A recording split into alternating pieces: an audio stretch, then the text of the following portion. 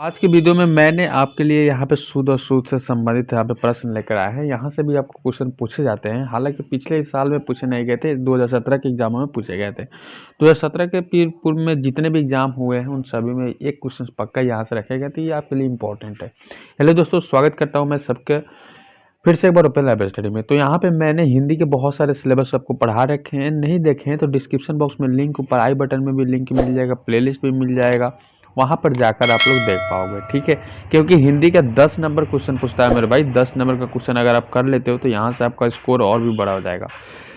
CSBC की तरफ से एक इम्पॉर्टेंट नोटिस आ रही है कि आप लोगों का सिलेबस में बदलाव किए गए। सिलेबस में क्या बदलाव किए गए मैं आपको ज़रूर बताऊंगा।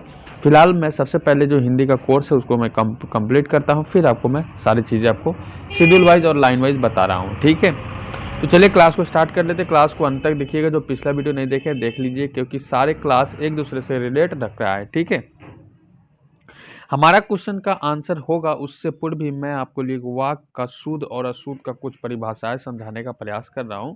परिभाषा यह है कि वक्ता के कथन को पूर्णतः व्यक्त करने वाले सार्थक समूह को वाक्य कहते हैं, याद रखिएगा।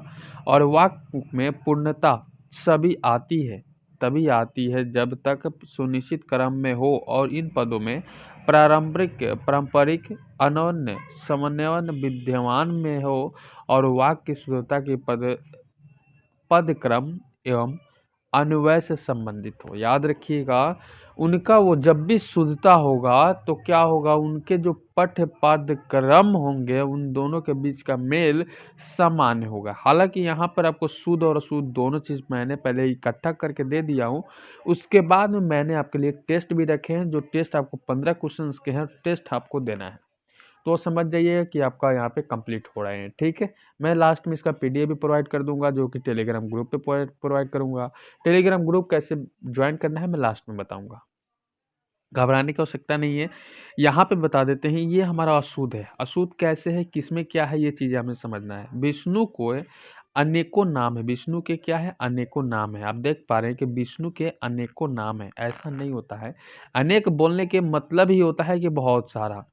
अनेक जब कह दिए तो समझ जाइए कि बहुत सारा का विचार कर रहा है। तो हमारा सबसे पहले यही तो हमारा सही हो जाता है और ये हमारा गलत हो जाता है। और विष्णु का अनेकों नाम है, एकदम से गलत है। जहाँ पे अनेकों हो गया है तो यहाँ पे जो को लग जाएगा ना, तो यही हमारा गलत हो जाएगा। इसके साथ ही मैंने बहुत सारे ऑब्जेक्टिव क्वेश्चंस को मैंने इकट्ठा करके आपके लिए टेस्ट बनाया है। फिलहाल इसको समझते हैं। तलवार एक अस्त्र है, याद रखिएगा यहाँ पे अस्त्र है, और तलवार क्या है, शस्त्र है। ये चीज़ें हमें समझनी है। ये चीज़ें हमें समझनी कि क्या गलत कह रहा है। तो ये चीज़ें अगर आप समझ जाएंगे तो हमको शुद्ध और अशुद्ध में फर्क पड़ जाएगा। पूछेगा क्वेश्चन आपको, निम्नलिखित में से विष्णु के अनेकों नाम है, इसका शुद्ध रूप क्या है, तो ये हमारा सही हो जाते हैं। पूछेगा कि तलवार एक अस्त्र है, इसका शुद्ध रूप क्या है, तो तलवार एक शुद्ध रूप है। इस तरह से आपको ऑप्शन में मिलेंगे।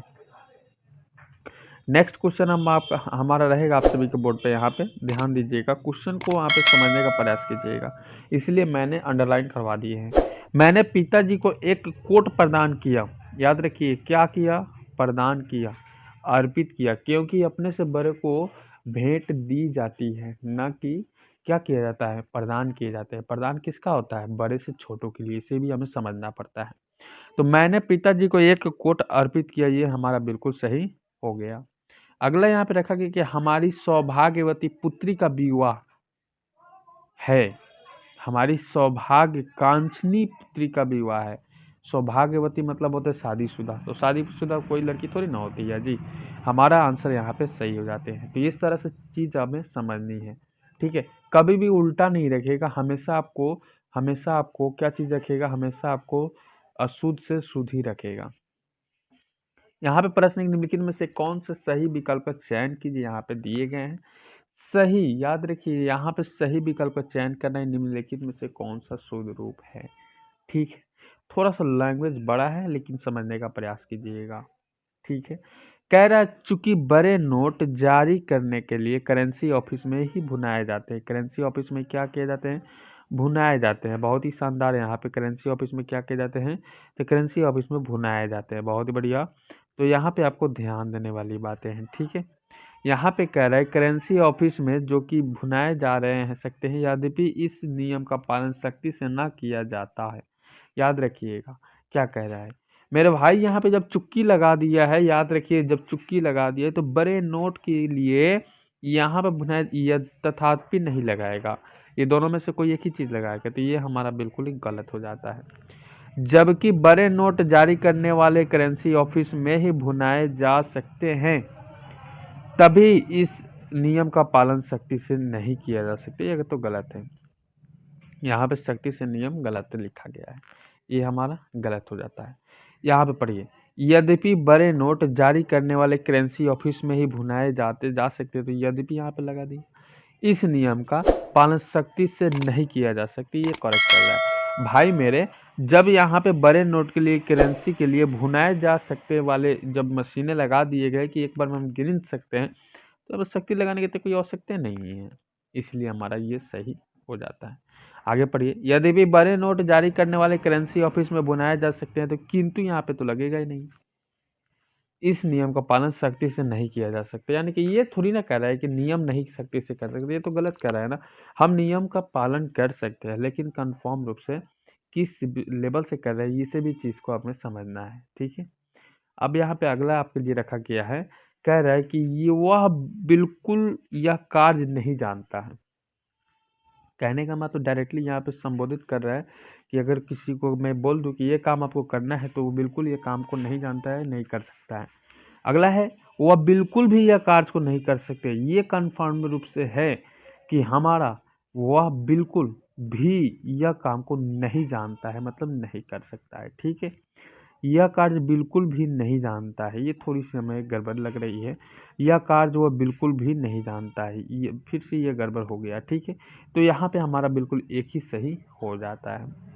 अगला यहाँ पे रखा गया, आप सभी के बोर्ड पे यहाँ पे देख पा रहे हैं, देखिए सबको यहाँ पे लगाते चलना है, ऐसा नहीं कि सर लगा रहे हम देख रहे, ऐसा नहीं।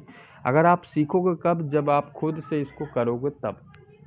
इसके अलावा मैंने आपको पीडीएफ भी देनी है, और पीडीएफ के माध्यम से भी मैं आपको बनाना है, और यहाँ पे कमेंट सेक्शन में मैं सभी का इंतजार करूँगा यहाँ पे 15 क्वेश्चन का, कि आप लोग आंसर करो।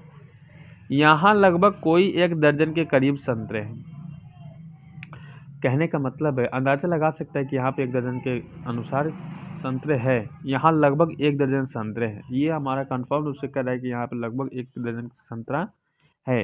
यहाँ लगभग 1 दर्जन के करीब संतरे है, करीब लगा दिए तो ये हमारा गलत हो जाता है, ये करीब लगा दिए तो हमारा गलत हो जाता है, ठीक है। लेकिन लगभग लगा दिए तो करीब का मतलब है नहीं, यहाँ पे लगभग और करीब दोनों कैसे लगा सकते हो, ये हमारा नियम का खिलाफ है, और ये हमारा गलत है, ठीक है।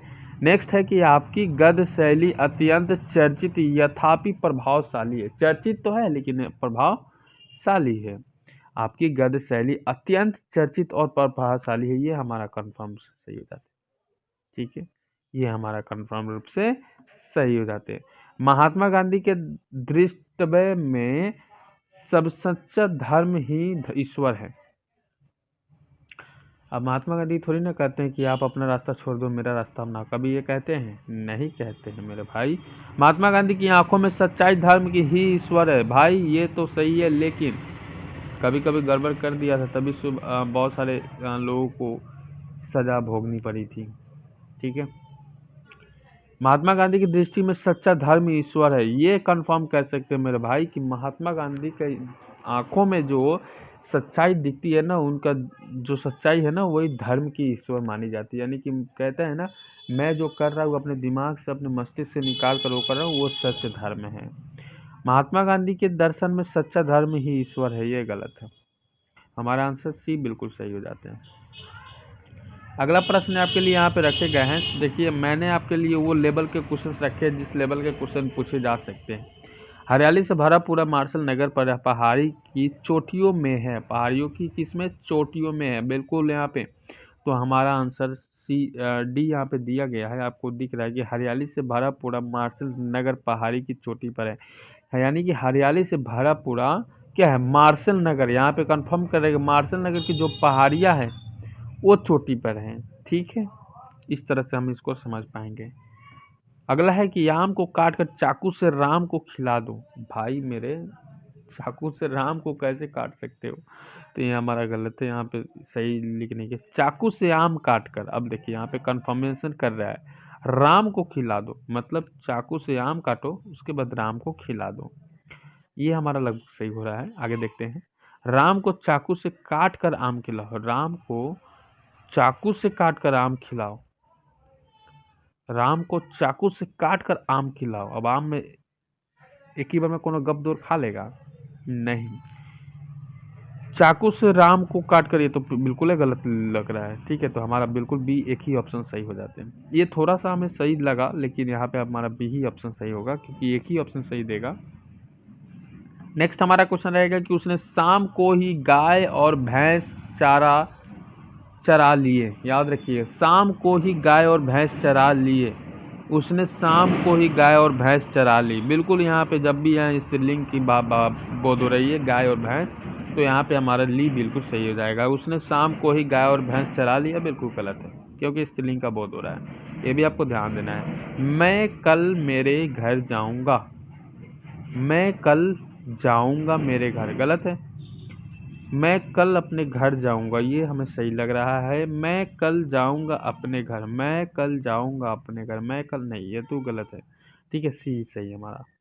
इसे समझने का प्रयास कीजिएगा। वह कार्य आपके लिए बड़ा फलदायक सिद्ध होगा। कहने का मतलब थोड़ा सा सही हो सकता है। ठीक है, कि वह जो कार्य है आपके लिए फलदायक सिद्ध हो सकता है, लेकिन फलदायक है भी या नहीं ये कंफर्म नहीं हो सकता है। यह कार्य आपके लिए काफी फलदायक सिद्ध हो सकता है। ये पहले ही कैसे आप कर दें?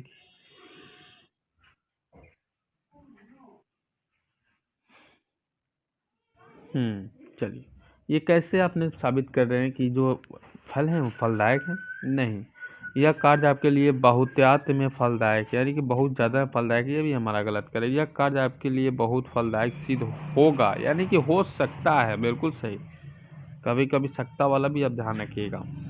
कृष्ण राधा रास कर रही है।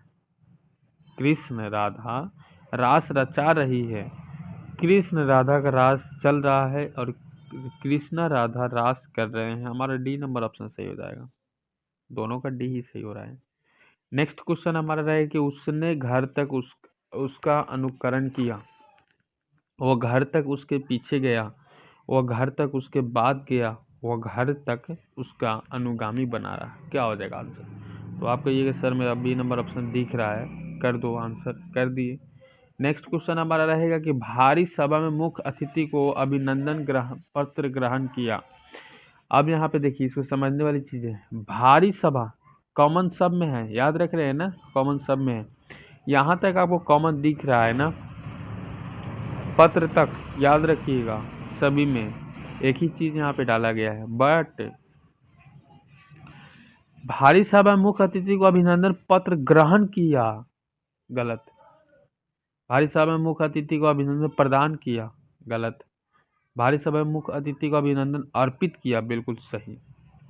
भारी सभा में मुख्य अतिथि प्राप्त किया, नहीं, गलत। सी नंबर ऑप्शन बिल्कुल सही हो जाएगा। ध्यान रखिएगा, इस तरह अर्पित किया जाता है, ना कि जमा किया जाता है, प्राप्त किया जाता है। वे बड़े अध्ययनशील थे स्वभाव से। कहने के मतलब वो बहुत अध्ययनशील थे अपने स्वभाव से, लेकिन ये कंफर्मेशन सही नहीं दे रहा है। स्वभाव से अध्ययनशील थे वे बड़े, गलत है। वे स्वभाव से बड़े अध्ययनशील थे, लगभग सही दिख रहा है। स्वभाव से बड़े अध्ययनशील थे वे, गलत। हमारा सी नंबर ऑप्शन सही जाते हैं। इसे समझने का और पकड़ने का प्रयास कीजिए। लास्ट क्वेश्चन रहेगा हमारा। मैंने आपके लिए सारे क्वेश्चंस इंपॉर्टेंट और अच्छे लेवल के रखे हैं, ताकि यह क्वेश्चन पूछने वाला है। इस प्रकार हम कह सकते हैं कि साक्षात्कार के तत्वों के आधार पर प्रस्तुत पाठ सफल है। प्रस्तुत पाठ सफल है, कहने के बाद इस प्रकार हम कह सकते हैं कि साक्षात्कार के तत्वों के आधार पर प्रस्तुत पाठ सफल है। प्रस्तुत जो पाठ है सफल है।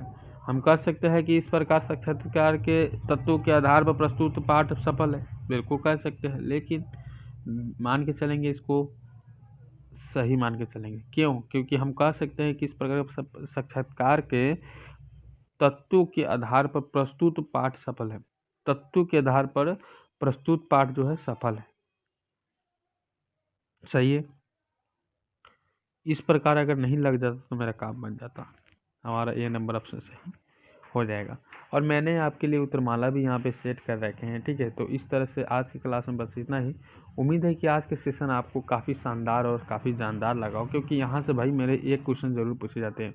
ओपन लैब स्टडी परिवार से नहीं जुड़े तो सब्सक्राइब बेल आइकन को प्रेस कर दीजिएगा, वीडियो को लाइक कर दीजिएगा, ताकि मुझे पता चल जाए कि आप कितना पसंद कर रहे हो इस वीडियो को। और साथ ही मैं बता दूं कि अभी तक आप इस वीडियो को शेयर नहीं किए तो शेयर जरूर कर दीजिएगा।